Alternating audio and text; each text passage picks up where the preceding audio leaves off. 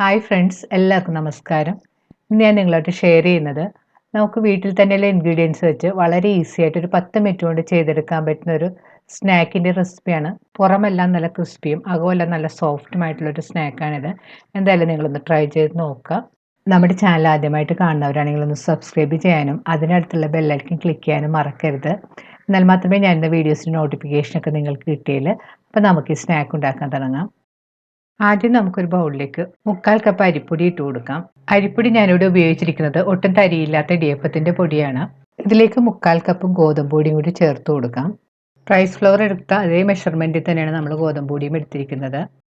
ഇനി പൊടിയിലേക്ക് നമുക്ക് 1/4 കപ്പ് സവാള ചെറുതായിട്ട് ചോപ്പ് ചെയ്തതും 3 പച്ചമുളക് വട്ടത്തിൽ അരിഞ്ഞതും കുറച്ച് കറിവേപ്പിലയും കൂടി ചേർത്ത് കൊടുക്കണം. പച്ചമുളക് നിങ്ങളുടെ എരിവിൻ്റെ ഭാഗത്തിനനുസരിച്ച് ചേർത്ത് കൊടുക്കാം കേട്ടോ. ഇതിലേക്ക് കുറച്ച് മല്ലിയില ചോപ്പ് ചെയ്തതും കൂടി ചേർത്ത് കൊടുക്കണം. എൻ്റെ കയ്യിൽ മല്ലിയില ഇല്ലാത്തതുകൊണ്ട് ഞാൻ ചേർത്തിട്ടില്ല. പക്ഷെ മല്ലിയില ചേർക്കുമ്പോൾ ഈ പലഹാരം നല്ല ടേസ്റ്റാണ്. ഇതിലേക്ക് 1 ടീസ്പൂൺ ചെറിയ ജീരകവും 1/2 ടീസ്പൂൺ ചതച്ച മുളക് പൊടിയും കൂടി ചേർത്ത് കൊടുക്കാം.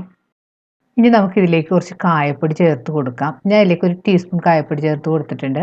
കായത്തിൻ്റെ ടേസ്റ്റ് അധികം ഇഷ്ടമില്ലെങ്കിൽ 1/2 ടീസ്പൂണൊക്കെ ചേർത്ത് കൊടുത്താൽ മതി. ഇനി ഇതിലേക്ക് നമുക്ക് പാകത്തിനുള്ള ഉപ്പുപൊടിയും കൂടി ചേർത്ത് കൊടുക്കാം. ഞാൻ ഇതിലേക്ക് 1 ടീസ്പൂൺ ഉപ്പുപൊടി ചേർത്ത് കൊടുത്തിട്ടുണ്ട്. ഇനി ഇതിലേക്ക് വെള്ളം കുറേശ്ശെ ഒഴിച്ചൊന്ന് കട്ടയില്ലാതെ കലക്കിയെടുക്കണം. വെള്ളം കുറേശ്ശെയായിട്ട് പല പ്രാവശ്യമായിട്ട് ഒഴിച്ച് മിക്സ് ചെയ്തെടുത്താൽ മതി. ഇപ്പോൾ മാവ് ഈ കാണുന്ന പോലെ നല്ല പാകത്തിന് കലക്കി എടുത്തിട്ടുണ്ട്. ഇങ്ങനെ കോരി ഒഴിക്കുന്ന പാകത്തിൽ വേണം മാവ് റെഡിയാക്കി എടുക്കാൻ. എന്നാൽ കൂടുതൽ വെള്ളം പോലായി പോകാനും പാടില്ല, കൂടുതൽ കട്ടിയായി പോകാനും പാടില്ല. ഈ ഒരു കൺസിസ്റ്റൻസിയിൽ വേണം കലക്കി എടുക്കാനായിട്ട്.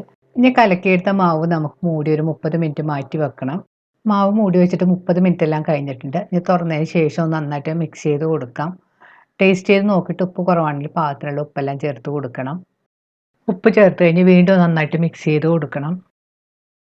ഇനി ഒരു 1/4 ടീസ്പൂൺ ബേക്കിംഗ് സോഡയും കൂടി ചേർത്ത് കൊടുക്കണം. ബേക്കിംഗ് സോഡ ചേർത്ത് വീണ്ടും നന്നായിട്ട് മിക്സ് ചെയ്ത് കൊടുക്കാം. സ്നാക്ക് ഉണ്ടാക്കാനുള്ള ബാറ്റർ റെഡിയായി കഴിഞ്ഞ് ഇനി നമുക്കിത് വറുത്തെടുക്കണം. ബോണ്ട വറുത്തെടുക്കാനുള്ള എണ്ണ ഞാനിവിടെ ചൂടാക്കാൻ വെച്ചിട്ടുണ്ട്. ഇപ്പോൾ എണ്ണ നന്നായിട്ട് ചൂടായി വന്നിട്ടുണ്ട്. ഇനി ചൂടായ എണ്ണയിലേക്ക് 1 ടേബിൾ സ്പൂൺ മാവ് വീതം പതുക്കെ കോരി ഒഴിച്ച് കൊടുക്കണം. മാവ് എണ്ണയിലേക്ക് ഇട്ടതിന് ശേഷം സ്റ്റവ് ഒരു മീഡിയം ഫ്ലെയിമിൽ വെച്ച് വേണം കുക്ക് ചെയ്യാനായിട്ട്, അല്ലെങ്കിൽ പെട്ടെന്ന് പുറകിലൊക്കെ കരിഞ്ഞു പോകും. ഇപ്പോൾ നമ്മുടെ ബോണ്ട വറുക്കാനായിട്ടിട്ട് ഒരു 3 മിനിറ്റ് എല്ലാം ആയിട്ടുണ്ട്. ഇനി നമുക്കിതൊന്ന് തിരിച്ചിട്ട് കൊടുക്കാം.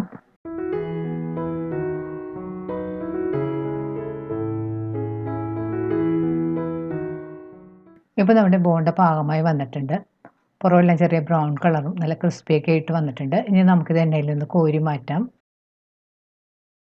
ബാക്കിയുള്ള മാവ് കൊണ്ട് നമുക്ക് ഇതുപോലെ തന്നെ ചെയ്തെടുക്കാം. വളരെ ഈസി ആയിട്ട് നല്ല ടേസ്റ്റി ആയിട്ടും ചെയ്തെടുക്കാൻ പറ്റുന്ന റെസിപ്പിയാണ്. നിങ്ങൾ എന്തായാലും ട്രൈ ചെയ്ത് നോക്കുക. ട്രൈ ചെയ്ത് നോക്കി നിങ്ങളുടെ അഭിപ്രായം കമൻറ്റ് ബോക്സിൽ മറക്കരുത്. നിങ്ങളുടെ ഫ്രണ്ട്സായിട്ടൊക്കെ ഷെയർ ചെയ്യുക. വീണ്ടും ഇതുപോലുള്ള സിമ്പിളും ടേസ്റ്റിയുമായിട്ടുള്ള റെസിപ്പി ആയിട്ട് നമുക്ക് കാണാം. Thank you.